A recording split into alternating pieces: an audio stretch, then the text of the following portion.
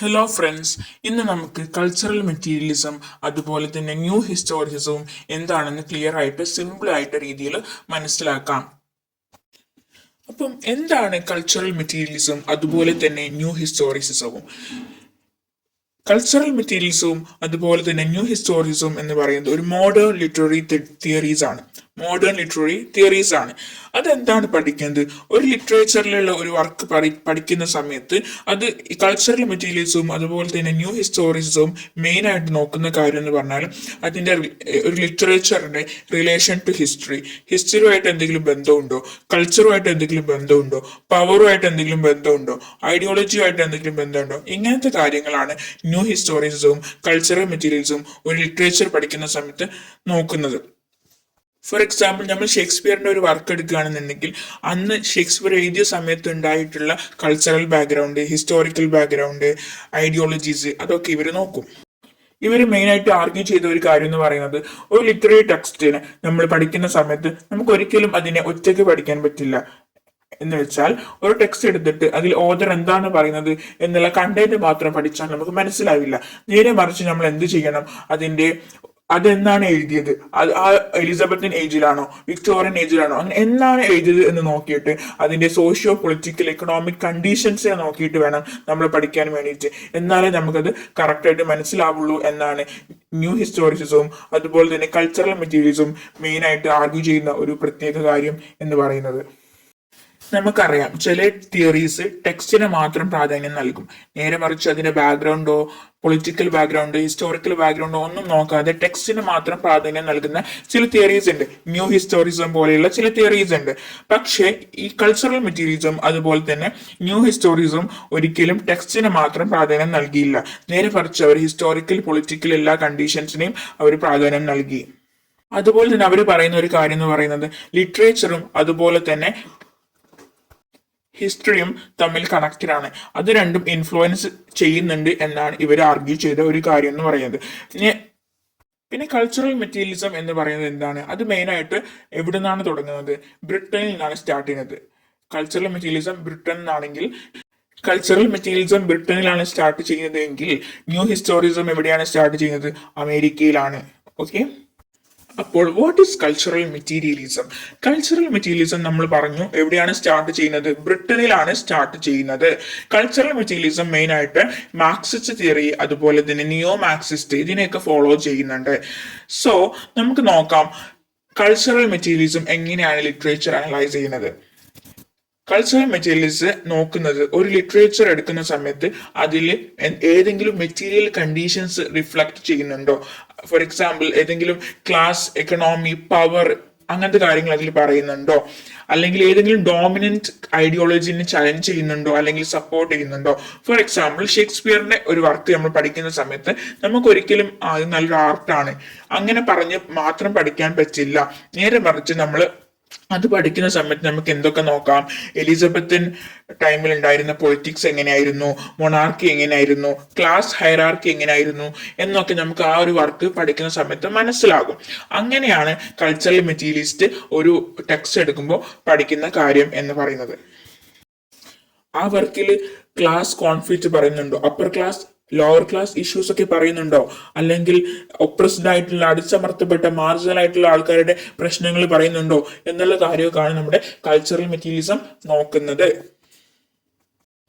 അടുത്തത് new historicism എന്താണ്? What is new historicism? Cultural materialism എന്താണ്? നമ്മളത് പഠിക്കുന്ന സമയത്ത് നമ്മൾ നോക്കുന്നത് പൊളിറ്റിക്കൽ സോഷ്യൽ ഇഷ്യൂസ് കാര്യങ്ങളൊക്കെ ആണെങ്കിൽ ഇതിൽ നമ്മൾ ഓരോ ഹിസ്റ്റോറിക്കൽ ഡോക്യുമെന്റ്സ് ആണ് നോക്കുന്നത്. ഒരു വർക്ക് പബ്ലിഷ് ചെയ്തിട്ടുണ്ടെങ്കിൽ ആ ഒരു വർക്ക് പബ്ലിഷ് ചെയ്ത അതേ സെയിം പീരീഡിന്റെ ഹിസ്റ്റോറിക്കൽ ബാക്ക്ഗ്രൗണ്ട് ആണ് ന്യൂ ഹിസ്റ്റോറിസം നോക്കുന്നത്. ഫോർ എക്സാമ്പിൾ, നമ്മൾ ഹാംലെറ്റ് എന്ന് പറയുന്ന ഷേക്സ്പിയറിന്റെ വർക്ക് പഠിക്കുകയാണെങ്കിൽ അതിനെ നമുക്ക് റിനസൻസ് ടെക്സ്റ്റുമായിട്ട് കണക്ട് ചെയ്യാം. റിനസൻസ് എന്ന് പറയുന്ന ഒരു ഹിസ്റ്റോറിക്കൽ ഡോക്യുമെന്റ് ആണ്. റിനസൻസ് ടെക്സ്റ്റ് എന്ന് പറയുന്നത് ഒരു ഹിസ്റ്റോറിക്കൽ ഡോക്യുമെന്റ് ആണ്. അപ്പം അതിൻ്റെ അകത്ത് നമുക്ക് റിവെഞ്ച് കാണാം, മാഡ്നസ് കാണാം, കിങ്ഷിപ്പ് കാണാം. അതേസമയം നമുക്ക് എന്തിലും കാണാം ഹാംലെറ്റിലും ഇതേ റിവെഞ്ചും മാഡ്നസും കിൻഷിപ്പും നമുക്ക് കാണാൻ പറ്റും. അതുകൊണ്ട് തന്നെ ന്യൂ ഹിസ്റ്റോറിസം പഠിക്കുമ്പോൾ നമ്മൾ ഹാംലെറ്റിനെ റിനസൻസ് ടെക്സ്റ്റുമായിട്ട് കണക്ട് ചെയ്യും. അതിനെയാണ് ന്യൂ ഹിസ്റ്റോറിസം എന്ന് പറയുന്നത്. ഇനി നമുക്ക് കൾച്ചറൽ മെറ്റീരിയലിസത്തിലെ മേജർ തിയറിസ്റ്റ് അതുപോലെ തന്നെ അവരുടെ ഐഡിയാസ് നോക്കാം. ഒന്നാമത്തെ ആളാണ് റെയ്മണ്ട് വില്യംസ്. റെയ്മണ്ട് വില്യംസ് ഒരു ബ്രിട്ടീഷ് കൾച്ചറൽ തിയറിസ്റ്റ് ആണ്, ലിറ്റററി ക്രിട്ടിക് ആണ്, അതുപോലെ തന്നെ സോഷ്യൽ തിങ്കർ ആണ്. ഒരു നിയോ മാർക്സിസ്റ്റ് ക്രിട്ടിക് ആണെന്നും നമുക്ക് പറയാം. റെയ്മണ്ട് വില്യംസ് കൾച്ചറൽ മെറ്റീരിയലിസത്തിനെ കുറിച്ച് പറഞ്ഞ ഒരു കാര്യം എന്ന് പറയുന്നത്, ഒരു ഡെഫിനിഷൻ തന്നിട്ടുണ്ട്. Culture as a whole way of life എന്നാണ് റെയ്മണ്ട് വില്യംസ് പറഞ്ഞത്. ഇതാണ് റെയ്മണ്ട് വില്യംസിന്റെ famous definition, culture as a whole way of life. ഇതിലൂടെ അദ്ദേഹം പറയുന്ന കാര്യം, കൾച്ചർ എന്ന് പറയുന്നത് ലിറ്ററേച്ചറിലോ ആർട്ടിലോ ലിമിറ്റഡ് ആയിട്ടുള്ള ഒരു കാര്യമല്ല, നേരെ മറിച്ച് including everyday practices, institutions and social ബിഹേവിയേഴ്സിലും കൾച്ചർ ഉണ്ട് എന്നാണ്.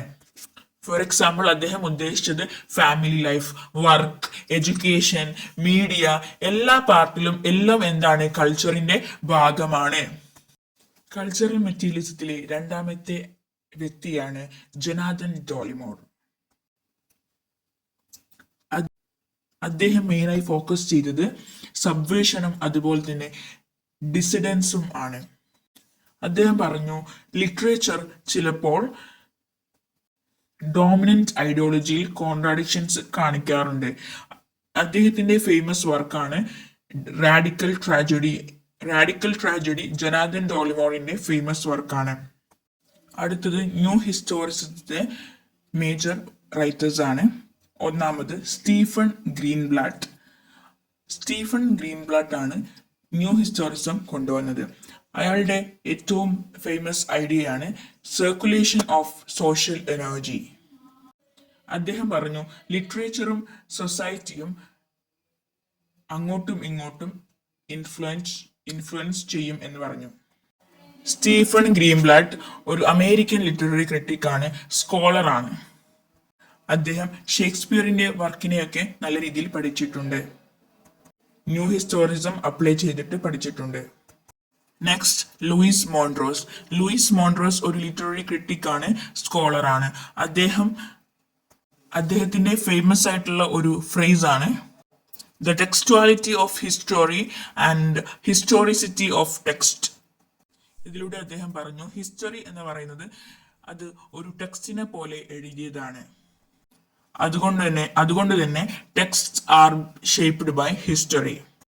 ഇനി നമുക്ക് ഈ തിയറീസിലെ കുറച്ച് കോൺസെപ്റ്റുകൾ പഠിക്കാം. ഒന്നാമതായി thin description and thick description. എന്താണിത്?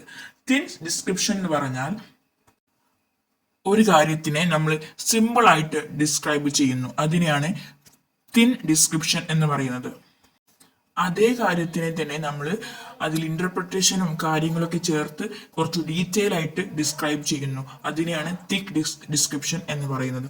ഫോർ എക്സാമ്പിൾ, ഒരു രാജാവ് ഒരാളെ ഒരു കാര്യത്തിന് പണിഷ്മെന്റ് ചെയ്തു എന്ന് പറയുമ്പോൾ അത് തിൻ ഡിസ്ക്രിപ്ഷൻ ആണ്.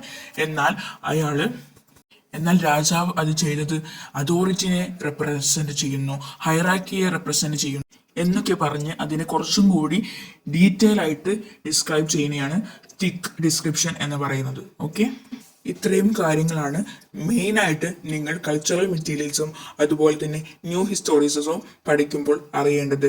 Thank you for watching. ഇതുപോലെയുള്ള കൂടുതൽ വിവരങ്ങൾക്കായി ചാനൽ സബ്സ്ക്രൈബ് ചെയ്യുക.